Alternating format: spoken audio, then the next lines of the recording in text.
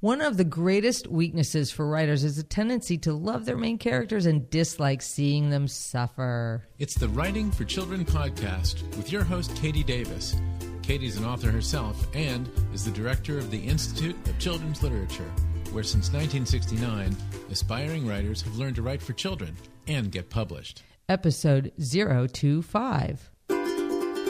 We want to write for children. We want to dream up stories in prose and poetry, from YA to picture books. You'll write a novel, I'll maybe try nonfiction, but we'll need help along the way.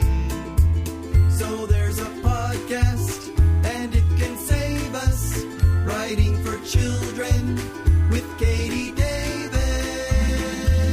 Let's write for children, we'll take it day by day. Hi, everybody. Welcome to Writing for Children. I really appreciate you coming and listening and reviewing our podcast on iTunes. Really, really great. Love it. So some bonus links in today's show notes, which you can get at writingforchildren.com/025 because it's episode 25. National I'm going to get this out today. National Geographic for Little Kids. Most articles are assigned, but they query with a resume. They'll respond if they're interested. And last week, I talked about nonfiction submission queries. So listen to last week's episode 24 and check that out. There's more of their description on page 92 of our Magazine Markets for Children's Writers 2017. You can go to our website and look at that. How would you like to get $50 for writing a slogan for a button? Right? You know those funny magnets and buttons that say to-do list, 1, procrastinate, 2, panic, or whatever. If you click on the link that's in the show notes, you'll check out this company and they pay $50 for a line like that. So all of their information is connected to that link. And I forget what the name of the company is, or I would tell you right now. But I want to get this information to you. Okay? We're going to get right into it. We're going to talk about conflict. Yeah. Many times, writers have trouble understanding the place of conflict in stories for young children. Either the stories will be devoid of conflict, or they will be wondrous stories of fighting and near-death experiences. In magazine fiction, the place of conflict tends to land somewhere between these two extremes. In story terms, conflict occurs when something must be overcome in order to move from our perceived goal to achieving that goal. Our main character's goal could be want-based, getting a new bike, or need-based, finding a way out of a trap. The difficulty standing in his way tends to increase as the age of the main character increases. In a very young character, the child may only need to do some problem solving to achieve the goal. So, for example, in Zindy Lou and the Dark Place by Judy Cox, which was published in Spider magazine, the main character is frightened of the dark bathroom at school. She tries a variety of methods to solve her problem and finally hits on one that works. There's no bad guy. There's no adult to the rescue, no friends or siblings making fun of her fear. Finding a way of coping with the fear is the sole conflict. However, for older readers, conflict usually increases. In Prayers and Other Nonsense by Kathleen Ahrens, published in Skipping Stones, the main character must talk to her mother into leaving their home before a storm destroys it. The need is greater and the conflict is more interpersonal. One of the greatest weaknesses for writers is a tendency to love their main characters and dislike seeing them suffer. And I know we're talking about younger right now, but in my young adult novel, Dancing with the Devil, it's about a survivor of sexual abuse.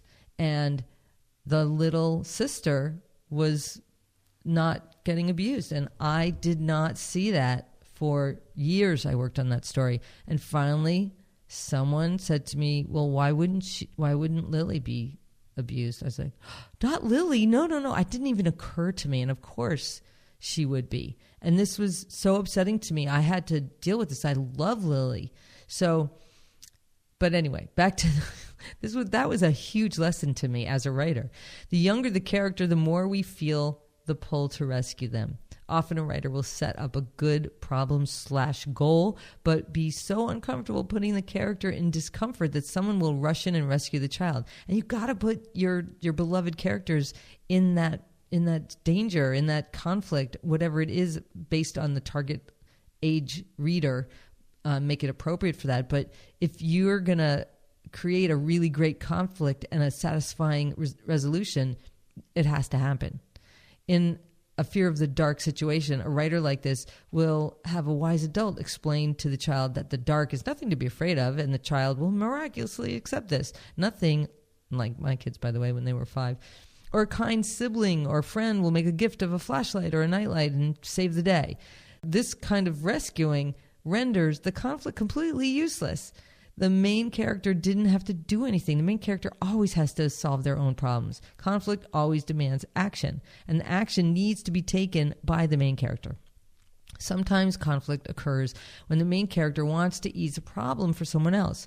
For those who like rescue plots, this can give you a comfortable place to act out that need.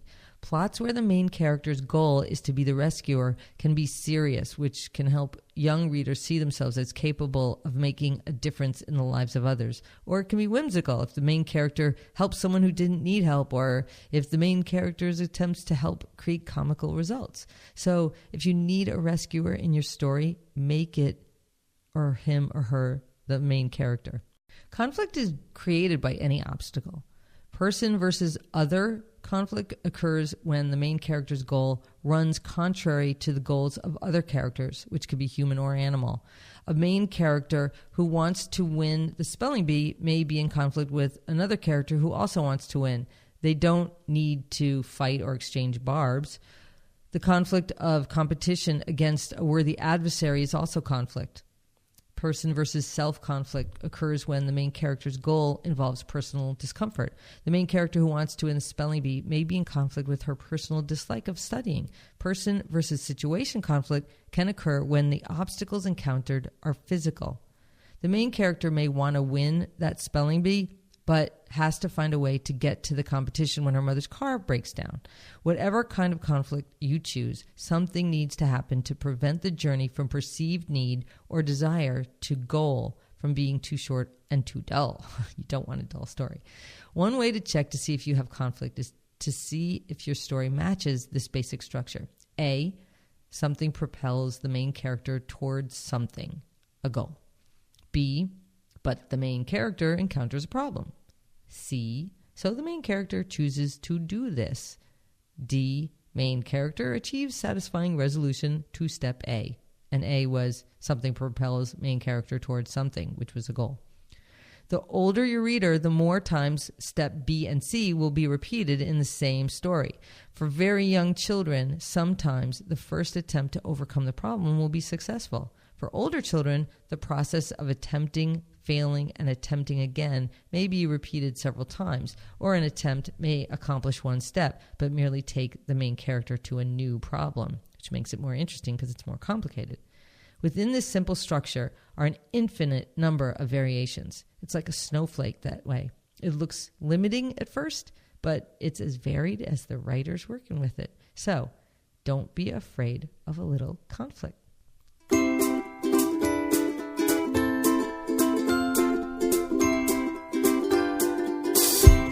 So, are you guys going to be calling in some questions? Go to writingforchildren.com/speak, and our instructors will be answering your questions. And you get an ICL, beautiful ICL cap, baseball cap, with embroidered letters. It's embroidered, that's the word. Embroidered letters on it. And that is it for today. I'm keeping these short and sweet, right? If you are interested in... well, anything that we can do for you, really, go to instituteforwriters.com. You can listen to the podcast there. You can download the show notes there. You can find out about whatever the most recent webinar, and there's so much information on our website. Holy macaroni.